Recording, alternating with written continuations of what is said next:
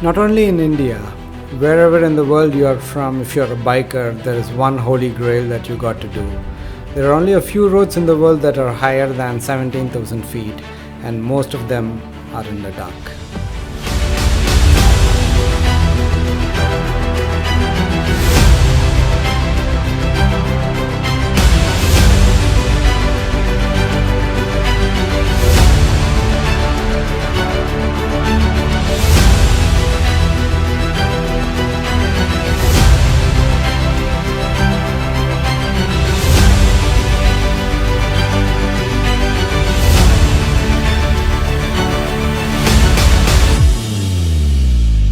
So Ladakh is one place, where you will see more bikes than cars or other modes of transport. The most frequently asked question about any Ladakh bike trip is, which is the best bike for a Ladakh trip?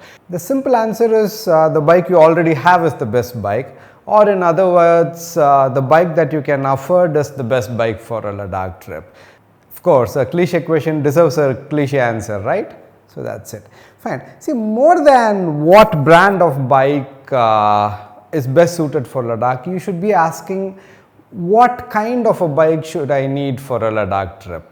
Fine. Then I can answer you directly. See, the first thing is, let's say you're making a circuit, the general circuit which most people do. Let's consider, for example, you start from Delhi, go to Manali, Jispa, Sarchu, do Leh, and then go to Nubra Valley, Pangong, and then come back to Leh, go to Kargil, Srinagar, do the Kashmir side, come back via Pathankot back to Delhi. So when you are doing this loop, which most bikers do, you're talking about something close to 2,500 kilometers of riding in some of the highest mountains in the world. So the first focus should be on getting a reliable bike. I have seen people, the moment they even think about a Ladakh trip, the first thing they do is they go to a Royal Enfield showroom and book a Himalayan. No doubt the Himalayan was made for Ladakh. But 5 years back, Himalayan was pretty much the only option that we had. But right now we have many options. See, for example, the Hero X-Pulse is a fantastic option these days. See, the thing is, as many of you think, you don't need a very powerful bike to do a Ladakh trip, because I've seen people do it in a 50cc moped. One of my friends did it in a Mahindra Gazoo. See, technically you can do with any bike or a moped, and I know an uncle who commutes between Ladakh and Nubra crossing Kardung Law in his 30-40 year old Chetak. So you can technically do it with any bike you have, because people do Ladakh trip even in a cycle. You actually don't need a Himalayan. Alloy wheels versus spoke wheels. Fine. See, whenever people talk about off-roading, absolutely eyes closed, alloy wheels are not that as suited as spoke wheels. Yeah, because spoke wheels, what happens is spoke wheels aren't as rigid as alloy wheels. So the spokes flex a little bit, so that you get a better feel of how undulating the surface is, and it absorbs bump a lot better than alloy wheels.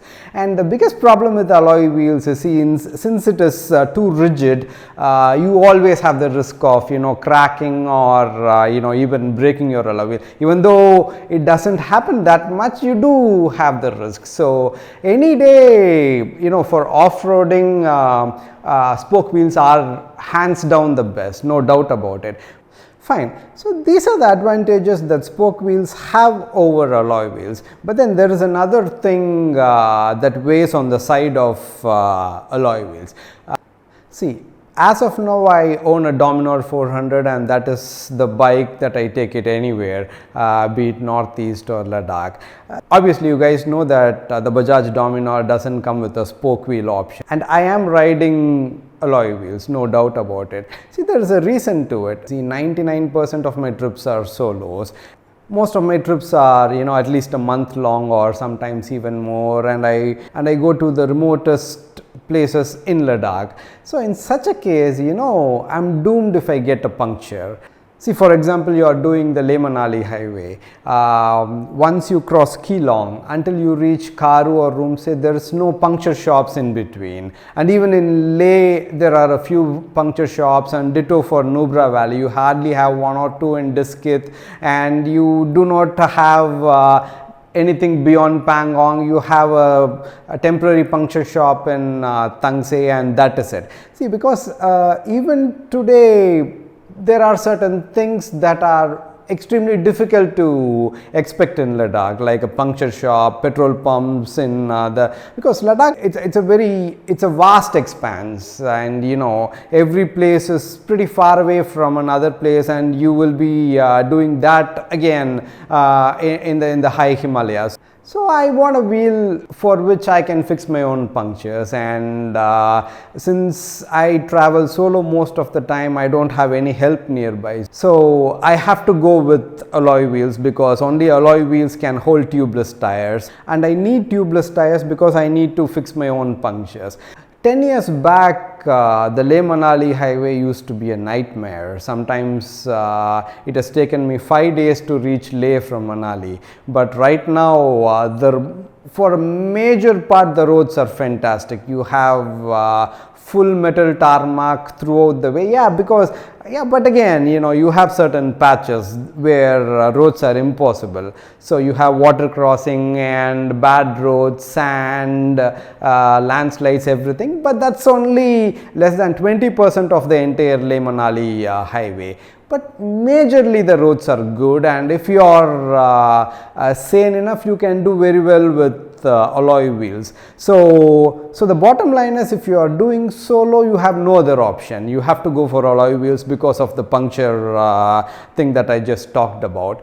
If you are going in a group, and if you have friends, and especially if you have a backup wheel, then you can go for Himalayan or any other bike that has spoke wheels. And especially if you are going to places like Zanskar or the Kilar-Kishtwar highway, where you have the world's most deadliest roads, then spoke wheels are the only thing. And it's not like you cannot do it in an alloy wheel, because I do it, but then you have to be extremely sensible and reasonable with what you expect out of it. You cannot go in super high speeds, and you have your limitations on either side. It's better you understand both. That's it.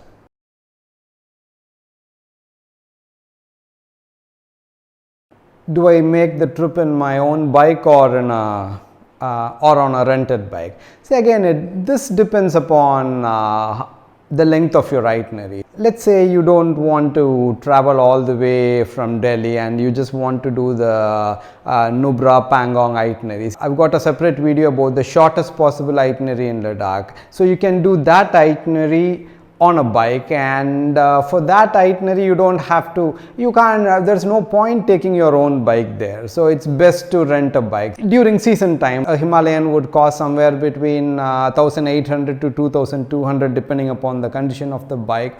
And if you're going in the shoulder season, like in September, it's going to cost you somewhere between 1,400 to 1,800 or max 2,000.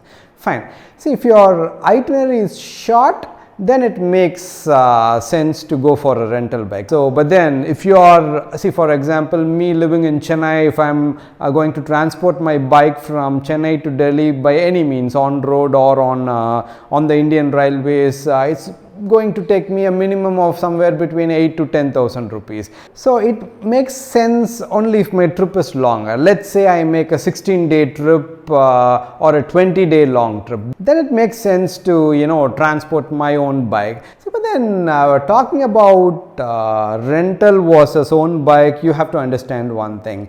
You cannot take an yellow board bike which is not registered in Ladakh to Pangong or Nubra Valley. So you can hire an yellow board bike from, let's say, Manali, a Himachal registered bike or a Jammu and Kashmir registered bike.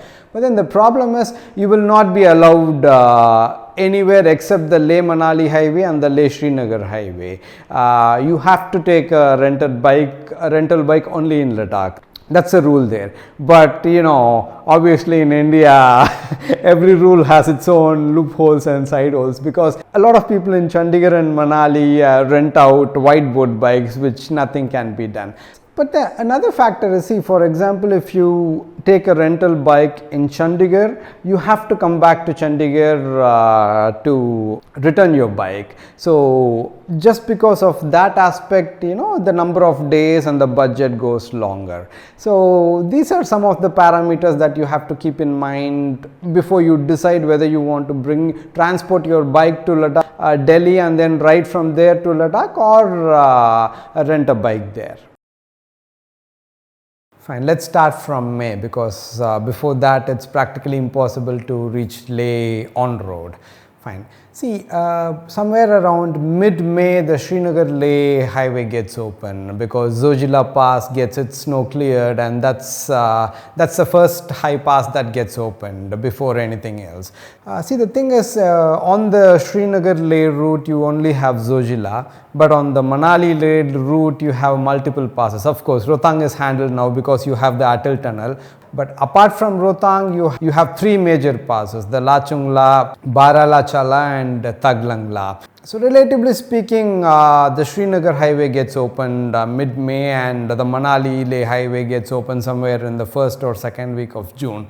See, nowadays what's happening is the snow clearance is starting early, but then we are having spells of snowfall in the middle of summer. Last 2 years we've been seeing that. See, for example, last year I was in Spiti, and all of a sudden in the first week of June we had a snowfall, and I had to return from Losar. So the other side, the Lohal side, which is on the Leh-Manali highway, was snowing as well, and a lot of people got stranded. As I'm recording this video, there are heavy snowfalls in Manali right now. Generally, Manali doesn't get snowfall beyond March or April, but we are getting unexpected spells of snowfall in late May or June. So it's global warming, things have become a lot more unpredictable and dicey. So let's say that if you are planning to take the Leh-Manali highway, it is possible only after mid-June. Fine. See, but then once you talk mid-June or after mid-June, so mid-June, July until the end of August,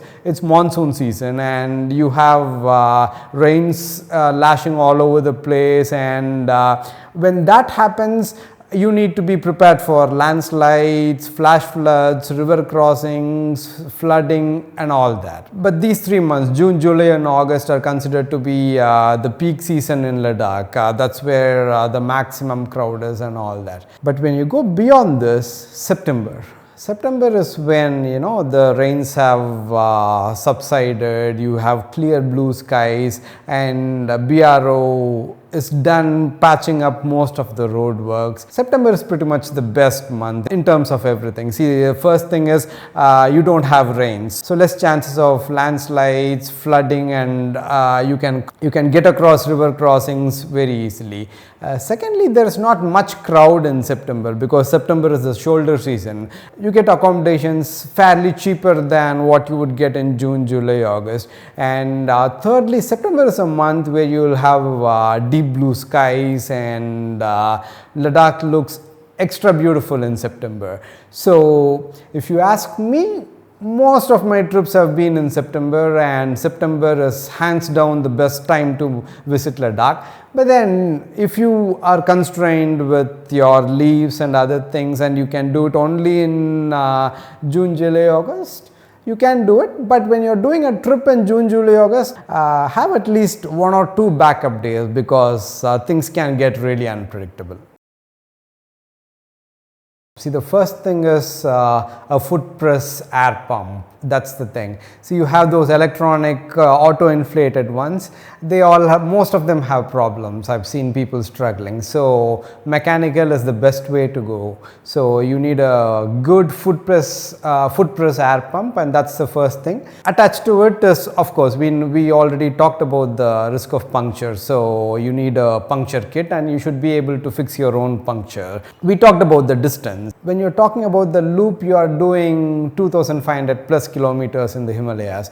you need to carry enough engine oil at least for one complete replacement, and at least after about 1000 to 1500 kilometers make an oil change. And you need to carry extra washers and oil seals, because you have an oil leak in the middle of nowhere, you're screwed.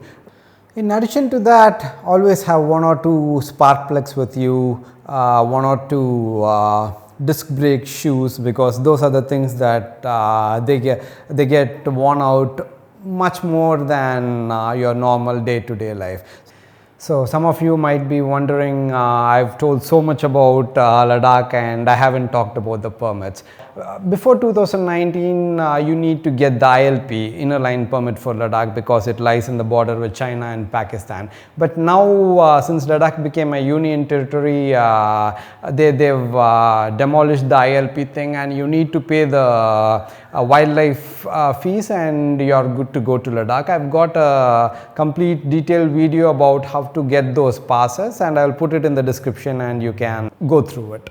So people ask, what clothes should I need? See, considering that you go do your Ladakh bike trip in June, July, August, September, your normal riding jacket should be more than enough, because thanks to global warming, Ladakh isn't that cold. Of course, the high passes will be cold, but then you're not going to stay overnight on those passes. You're going to come down and stay somewhere between 3,500 meters to 4,000 meters, or about 14,000 to 15,000 feet.